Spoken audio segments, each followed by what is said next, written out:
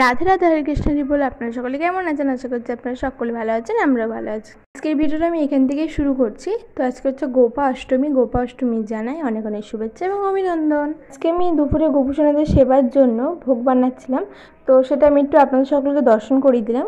এর সাথে সাথে আপনারা সকলে আজকে দুপুরের আমাদের গোপুসোনাদের শৃঙ্গারও দর্শন করুন। তো কথিত আছে ভগবান শ্রীকৃষ্ণ 6 বছর বয়সে গোচারণ করতে গেছিলেন আজকের দিনে। তো কোনো শুভ তিথি শুভ দিন খুঁজে পাওয়া যাচ্ছিল না, তো তিনি তাই জন্য আজকের দিনে গোচারণ করতে গেছিলেন। এবং এটাও কথিত আছে, যখন যশোদা মা ভগবানকে শৃঙ্গার করানোর পর ভগবানের চরণে পাদুকা পরাতে যাচ্ছিল, তো তখন আমাদের গোপুসোনা বলেছিল যে না, আমি একা পরবো না, তুমি আগে সব গোমাতাদের পরাও পাদুকা, তারপরেই আমি পরবো। তো তখন ভগবান শ্রীকৃষ্ণ খালি পায়ে গেছিলেন।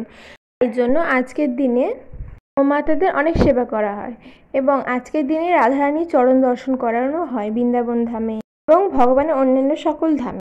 ভিডিওটা অনেকটাই লেটে গেল, আপনারা সকলে অবশ্যই দর্শন করবেন। রাধে রাধে, হরে কৃষ্ণ বলে। আমাদের আরেকটা জানা আছে আমার সোনা ভাই। রাধে রাধে।